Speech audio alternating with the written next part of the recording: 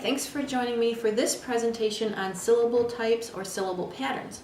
Of all the presentations I ever give, of all the classes I teach, this topic always ranks very high, most popular. Educators are always like, wow, now that I know this, I can really teach reading more effectively. So let's just get into it. All right, here are a couple gold mine resources for you if you're interested in learning more after this presentation is finished. We have the Beginning to Read book, I always recommend, and then we have Louisa Moats's Letters series. Letters is an acronym for Language Essentials for Teachers of Reading and Spelling. And these are manuals, I don't have one here, but to build teacher knowledge. Modules 3 and Module 10 contain the information with what's going on in this presentation that you can find out more. Okay, so contrary to popular belief, English does have a pretty predictable rule-based spelling system. It was invented that way. The spelling patterns and other letter sound correspondence rules do have some regularity. All right, so let's go here first. Your brain has taught itself subconsciously, as a result of reading hundreds of thousands of words, which letter sequences occur frequently in our English spelling system. All right, we're going to syllable patterns in a minute. All right, so give yourself something to do now. You see some words here that you've never seen before, and I want you to read them. Okay. How'd you do? When I ask people this, they say things like, well, I did it, and then I say, how'd you do it? I chunked it, or something like that. And then I'll say, well, how did you know where to chunk it? How do we see the boundaries between syllables so naturally, it seems? So how did we know how to go dunis, ish, gulak, ki, bakin, yabab? Here's the answer to that question. With the millions of experiences reading words that we've had, our brains have intuited all on their own where those boundaries are, those syllable boundaries. Letters that are often next to each other will form this excitation, recognition. Letters that are rarely next to each other in our words result in rejection, inhibition. Okay, so this is actually pretty cool stuff. The word excitation is kind of funny because I imagine neurons doing like high fives or something, but seriously, our brains have seen certain letters in our orthography, in our spelling system for our language, so often that the brain says, yes, these two go together. We see it, and they're recognized as belonging together, so to speak. All right. Conversely, in our English spelling system, in our orthography, there are letters that we don't often see next to each other in words, single syllable words. And I can't think of any single syllable words with D and Z together, but in Polish or Hungarian, this is probably common. But wait, do they really never go together in our language? Well, skilled readers with years of experience with print, their brains notice that some frequently occurring letter pairings are seen within syllables and that some don't appear between syllables. So there's D and Z together at the bottom, say in the word gadzooks. Yes, the D and Z are together, but the brain recognizes that this is a place that is a boundary and it separates them for us. It subconsciously chunked these syllables for us, gadzooks. We didn't have to think about it. Unfortunately, unskilled readers' brains have not internalized this, and so when we tell them to chunk it, they don't perceive these boundaries clearly like we do. Where do I chunk it? This requires some instruction on our part. There was a really clever experiment done by Muhort in 1974, and he presented a multisyllabic word, one letter at a time, left to right, just 1/200th of a second. So you'd see the first letter, and then the second would appear as the first disappeared, and so on. And when the appearance of the letters was delayed like this, even for 1/200th of a second, word recognition all but disappeared. When the letters were presented immediately, so that there was no delay between the first and the next, skilled readers, of course, recognized it instantaneously.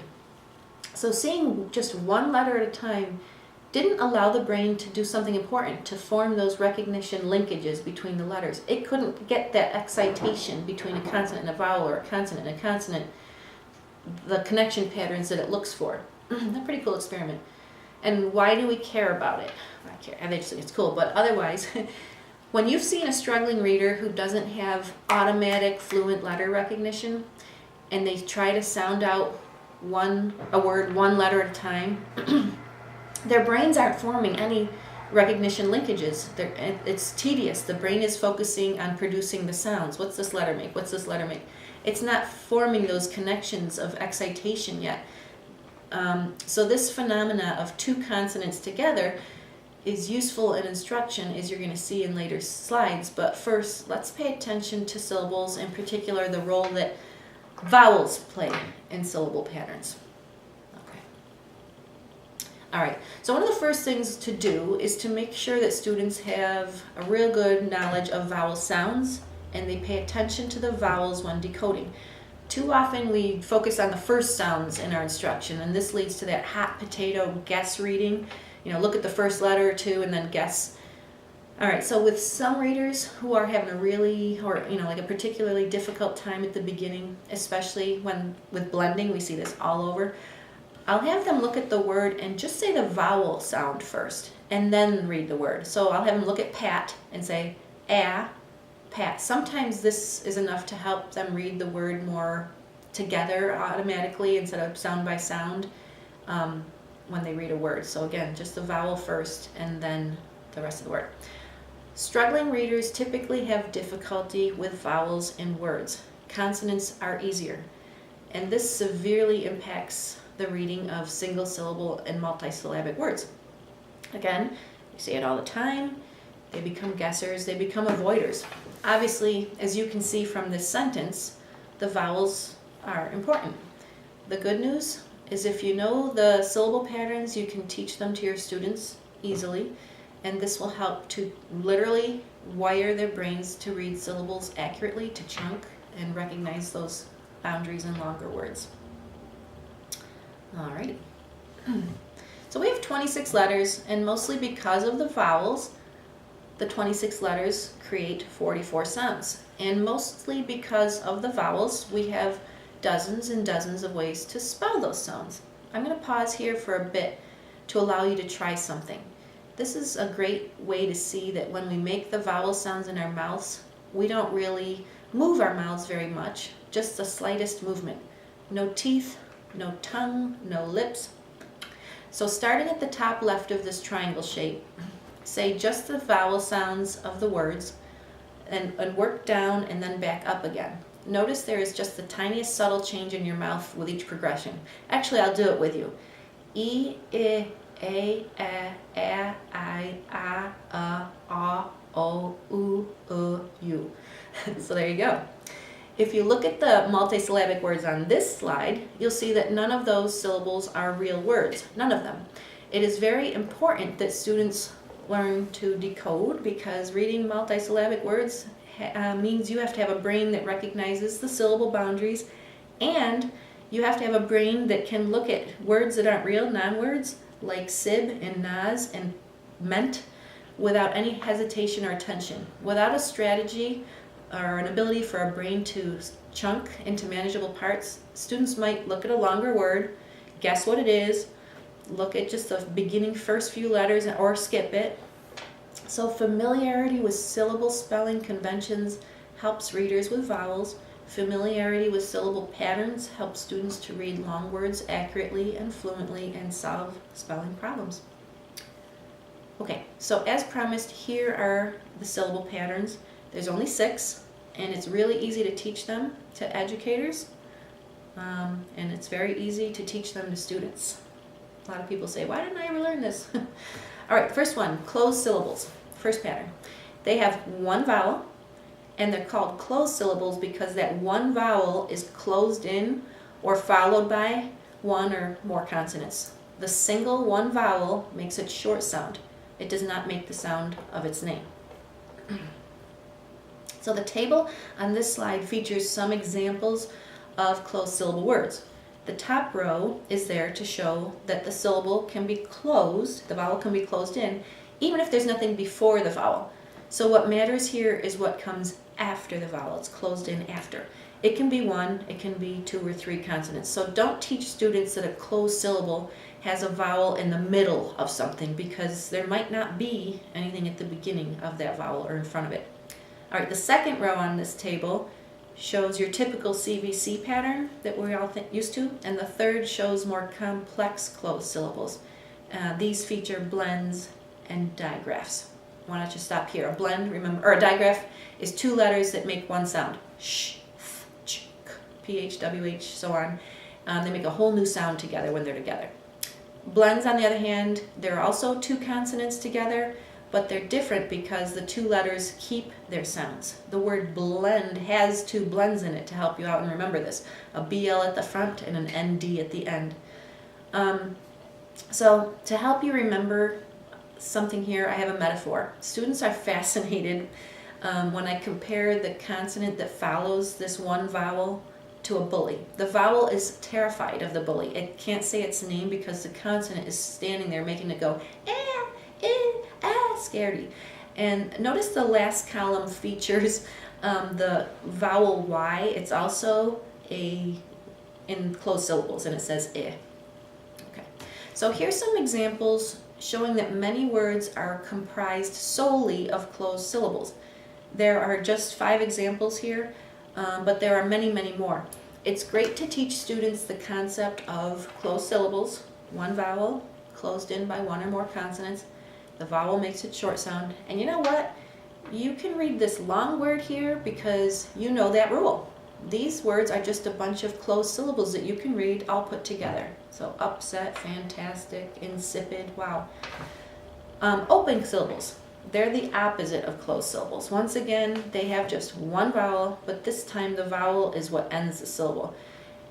It's not closed in by a consonant. It's open. So as a result, the vowel has confidence. It's not intimidated by any consonants bullying it or closing it in.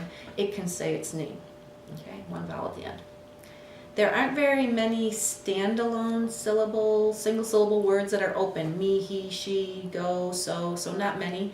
The table here shows only 2 rows of very simple words. And the bottom row has digraphs and blends. And again, Y is in the last column. And it says the long I now when it's in an open syllable.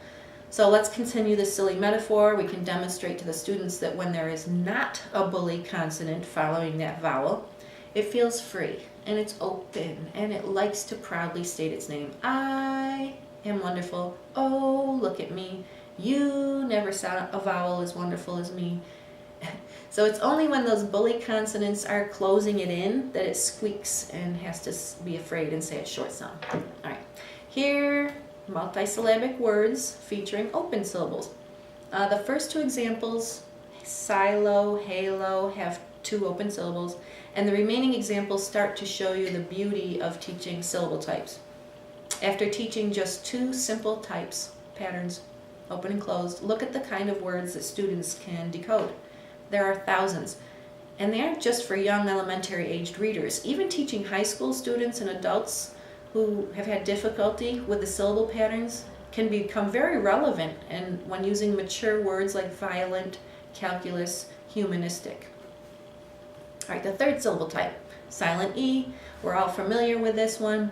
It has one vowel followed by one consonant and followed by an E, and the E is silent. Okay, so there are exceptions to this a little bit, such as when the consonant is a V, give, shove, have, because sometimes those vowels aren't long. But for the most part, with single syllable words and most multisyllabic words, this is a good reliable pattern. All right, I like to officially call these syllables vowel, consonant, E syllables because that's what it is, a vowel, consonant, and E, but silent E is easier to say. So the silent E makes the single vowel that comes first say its long sound. It serves a purpose too in the last syllable pattern we'll see in a little bit, but it keeps words too from looking like plurals or verbs. So for example, the word moose, why is there an E there? It has to be there or else it would look like moose. But here we see a very simple silent E set of words on the top of this table, no consonants before the vowel. And the second row, simple again, and then the third row has those blends and digraphs. So you can see they become more sophisticated as we can teach them this way. All right, now we know 3 syllable types. We can decode even more multisyllabic words. Again, top row, consists of just silent E. Homemade, pine cone. Sunrise has a closed and a silent E. Inundate, closed, closed, silent E. Symbolize, closed, open, and silent E. There's our 3 types we've learned. Okay, so as soon as 2 vowels are next to each other, you automatically have a vowel team. First time we've talked about 2 vowels together.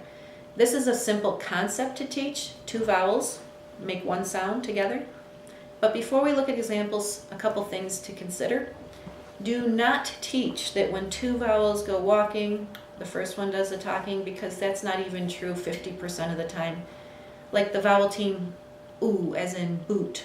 If a child were to follow that rule of the first one talking, that business, the oo would be pronounced as o, and the child would misread the word as boat instead of boot. So another thing to keep in mind, diphthongs. Those are the vowel teams oi and ow, because when we say them, we glide from one sound to another with our mouths. We have to move our mouth to say it, ow, oi. And some kids might hear 2 sounds there, so I want you to be alert of that, and that's why you might see some spelling words, that's why. Just those 2 are diphthongs. Okay, the only unfortunate thing about vowel team syllables that we can't just teach it like a pattern like we did for the first 3 syllable patterns. We can't have them just say, oh, I know the rule and I'll go do it with everything. With vowel teams, we actually have to teach the individual sounds made by each one in isolation and in words and in text, and point them out all the time. It takes a little while. On this slide, I've laid out most of the vowel teams in alphabetical order. Some are really uncommon and some are very common. And this would not be the order to teach them in. No. Whatever program you're using is going to have a sequence with the easiest and most common ones first. And the vowel teams here that I put an asterisk next to indicate that they make more than 1 sound. They might even make 3 sounds. All right, this chart, really comprehensive list of the sounds that the vowel teams make. If you look at the top middle row, you'll see all the ways to spell A, that sound, using vowel teams. This is really handy, especially when you come to a really rare one and if you're tempted to teach it as like an exception or a rule breaker. I adapted this list from a similar one developed by the EBLI program, Evidence-Based Literacy Instruction. You can look them up. And the examples at the top of each list are the most common ways to spell the sounds. As they go down to the bottom of each list, they're more rare. Keep in mind there's other ways to spell these sounds that aren't vowel teams. So if A can be spelled with a silent E, like in cake, I just like to keep lists of these when I teach so I can see how often they come up, when there are exceptions, and I can show students examples of words that have that vowel team on a moment's notice. Notice how W functions as a vowel in words like saw or grow. How G and H function as vowels in words like fight or through, F-I-G-H-T. In these instances, those consonants are working with a vowel to make a vowel sound, so they are part of a vowel team. They don't make that usual consonant noise, just a breathy vowel. Okay. All right, here are some single syllables with vowel teams in them, so that's pretty easy to understand. And here we're combining 4 kinds of syllable types. Exponentially more words are now accessible to our students. If you've got a discerning eye too, you'll notice that the last word, neighborhood, has a syllable type we haven't covered yet, so let's go to that one. All right, vowel plus R. It's sometimes called R-controlled, tricky R, bossy R. And we're back to looking for just 1 vowel again. And this time though, the next letter is an R. And the vowel's not going to say the A or the A. It's not going to say long or short. It's going to kind of growl. This is the vowel plus R syllable. And if we carry on that bullying metaphor that kids seem to be thrilled with, the R is the ultimate one. It insists on playing like a pirate game, no matter what the vowel wants to do. It's bossy, and so the vowels have to go R, or, and so on, growly. All right. Again, examples on a chart, both simple on the top, blends and digraphs on the bottom. People get confused with R controlled because it looks like a closed syllable. It looks like 1 vowel closed in by a consonant, but if that consonant is an R, you know this is the syllable pattern you're talking about, the R controlled. Okay. Oh, and our controlled can be taught before vowel teams. There's no, depends on your program, so this isn't any particular order. Here we are, open, silent E, vowel team, closed, syllables, all combined with our controlled. Closed, syrup, harvest, the vest is closed. Open, porcupine, carbohydrate, silent E, turnstile, and porcupine has a silent E. So finally, kids who are having a struggle with these long words, these patterns give us a way to attack them. Their brains are actually rewiring to notice how words work instead of guessing. All right, the last one, consonant plus LE. Even the word syllable has one at the end, and that's where this pattern always appears at the end of words that are 2 or more syllables. And this is the first pattern that doesn't have any focus on the vowel. The rule is one consonant followed by an L and an E, and that's it. Earlier I said that there were other functions of E in English, so when they invented our spelling system, they said, we have to put an E here on this one because every syllable has to have a vowel. Let's just stick it there, even though it doesn't make any sound. So we're saying bull, full, gull, and so on, but not pronouncing that E. All right, examples. Students who are taught to pronounce them as bull, cull, dull, full, and so on, and then they see that the consonant LE is at the end of the word, we tell them chop it off and just read what's left. So I started filling in this chart so that the top word, if I chop off the consonant LE at the end, a closed syllable remains. The second word in each list is an open syllable. When you chop off the consonant and LE. And the third one are vowel teams once you remove the consonant LE. And of course, the fourth words in each one, if there is one, is an R controlled. So just have students take that off and read what's left. Okay, so many of you, all well and good, right? But how do students know where to divide syllables? Because you told us they aren't good at that. How are they going to decode them if they don't know where to divide? Okay, we have 6 simple rules. And the good news is, these are just for you really, 5 of them are easy and really obvious. Rule 1, compound word, divide between them. Well, what if the student can't read either of those compound words? No worries, the next rule is going to help us with that. All right, when there are 2 consonants between 2 vowels, we divide between those 2 consonants, just split there. So between the 2 T's in butter, and between the N and the V in anvil, and then you read what's left, closed syllables. Okay, and the U in but has to be short because there's a T closing it off. This rule of dividing between the consonants also solved the question in rule 1 of where to divide between the compound words too. All right, rule 3. It's the only one that really requires us to stop and think for a second, I think. Bonus and planet. Here we have just ends in between 2 vowels, so where do we divide? There's nothing to divide between. Well, we have to just say to kids, all right, now we got to be flexible. Let's try it one way first, and if that doesn't sound like a real word, let's go the other way. So if bonus and planet were to be divided incorrectly, the resulting syllable types would have us read them like this, bonus and planet. It's important to understand one of the beautiful things of syllable types. Most students, if they were to have read bonus incorrectly as bonus, they might immediately say, oh, I heard it, it was bonus. Bonus and bonus, close approximations to each other, so the student's likely going to correct it as they're trying it the wrong way. But the word has to be in their vocabulary, right? Okay. Rule 4, we just learned a few slides ago. As soon as we see consonant plus LE, we cut it off and we read what's left. Rule 5, prefixes and suffixes get cut off.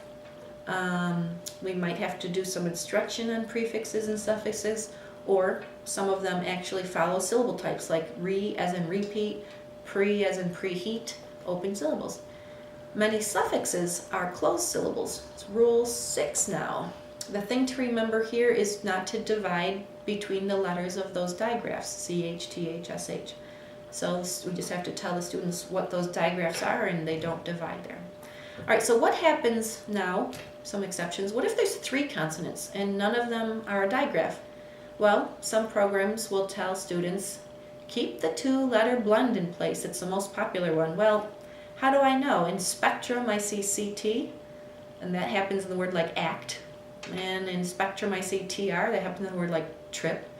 Doesn't really work here for me. So I just tell students, if it's not obvious, divide it somewhere between those 3. Just choose somewhere and try it out. And it usually works either way. So spectrum, they could say spectrum or spectrum.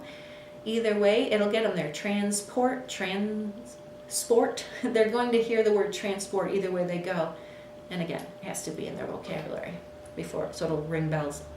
All right, people will sometimes say to me, okay, I see we divide between the 2 D's in riddle to make rid and dull, but I don't say riddle. When I say it, I say riddle.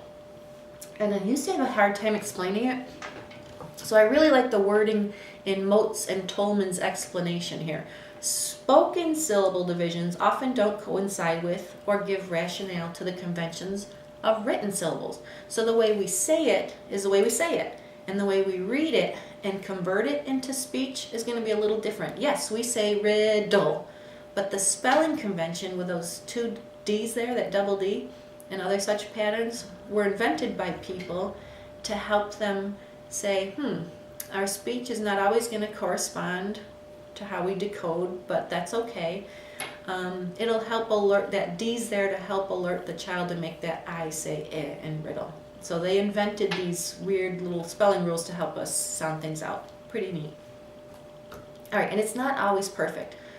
Students are going to make an error with a letter sound. They're going to make a syllable division spot wrong, or they're going to put emphasis on the wrong syllable. But when they blend it all together, they're often able to get to the word, especially if it's in their long-term memory, if they've heard it before. It has to be in their vocabulary. I keep saying this, hint, hint. Okay, so for example, familiar. They might divide familiar incorrectly and read it familiar or something like that. Familiar. Oh, familiar, yes. Triumphant. They might go triumphant because they see A-N-T at the end, like ant. Triumphant. But that's going to sound very close to a word they might know, triumphant. So the syllable types get them there after all, even if they're not 100%. So what do students need to have to learn the patterns? I think it goes without saying the first thing they have to do is be proficient with letter sounds. It's going to be really hard to learn how to read vowel teams if you don't know what those vowel teams are. And the AU says all. Another requirement is phoneme awareness. Really need to watch the presentation in this series on the why and how of building proficiency with phoneme awareness. So simply put, for the purposes we have here, if the brain can process and manipulate phonemes so well that it's doing so at a subconscious level, connecting the phonemes of the letters that the student sees in words, it's going to anchor it in their memory. Okay, so no presentation on syllable patterns would be complete if I didn't include a bit on schwa. Odd word, schwa. But a schwa is a vowel sound. It's the sound of or I that happens in a long word. Where in the long word? In the syllables that we don't stress, the quiet syllables. Some people call a schwa the lazy vowel, and any vowel can be a lazy vowel, A, E, I, R, U. Pause here for a moment, or come back to it to read the examples on this page. I've underlined the schwa to draw your attention to it, but you can see we say it either or I. Right, so why is this good to know? Because students will make a lot of spelling errors. When they go to decode, the words might sound a little off. For example, in the word human, when decoding it, the student might come up with human, but we really pronounce it human, the A saying I. No big deal again though, because human and human sound so much alike. The student's probably going to get it correct, and especially if they're reading in connected text. Huge victory though over how many of these kids, how they used to read by just looking at the letter or two and guessing it based on context when they got it wrong all the time. All right, so as you teach syllable patterns, you're going to find phonic elements to instruct along the way. You'll pick things up. For example, C and G. I'm throwing this in here. Whenever C and G are followed by an E, I, or Y, they make soft sounds. C sounds like S, which is in its name, C. G sounds like J, which is in its letter name, G. So to learn these rules, and there really aren't that many, again, go back to those 2 letters modules from Motes that I suggested on the second slide to reinforce some of the stuff here. There's a lot of practice sheets in those modules that you can get to solidify stuff, and there's always Google in the meantime if you're not sure why certain letters do certain things, or you can contact me. All right. Many instructional and intervention programs have a scoping sequence that use these syllable patterns. That's how they teach. They're here, listed here. This is not an exhaustive list, but it's a really good start. If you're teaching the syllable patterns and you're wondering, where do I find lists of words? Internet. It's invaluable until you come up with a set of sources. Scrabble fiends, their websites do us a huge favor here. Don't teach decoding of syllables in isolation, please. Make sure to have students practice learning to read these words in connected text too, so they are learning to generalize what you just taught them in a lesson. Decodable text, this is the tool to use deliberately for this purpose. And there's so many wonderful, really highly engaging decodable texts that have informative elements and stuff now. They're constrained to help kids practice silent E and such, but all beginning texts are constrained in one way or another. Don't dismiss them as boring because, they're not going to have engaging prose, whether it's leveled or decodable, either way. And the reason, I tell students, the reason we're using these sentences is to practice the AU vowel team, or we're practicing this book because it's got silent E, let's look for it. Okay, so authentic literature, I just got to put it out there too, we should read that too, always. And then when we come upon an unknown word, stop, dry erase board, and help them divide it and decode it. Look, here's our syllable types. Where would you divide? Talk to me. What are you thinking? If 86% of words can be decoded based on 6 syllable patterns, it's worth giving them a try. And it would also help to watch the presentation I have in here on irregular words too. All right. I really thank you. It's fast, it's furious, but thank you for participating in this fun presentation on syllable types and syllable division. I hope I whet your appetite to learn more. It's a really popular topic because it does so much to help kids really unlock that code. All right, thank you. Keep learning.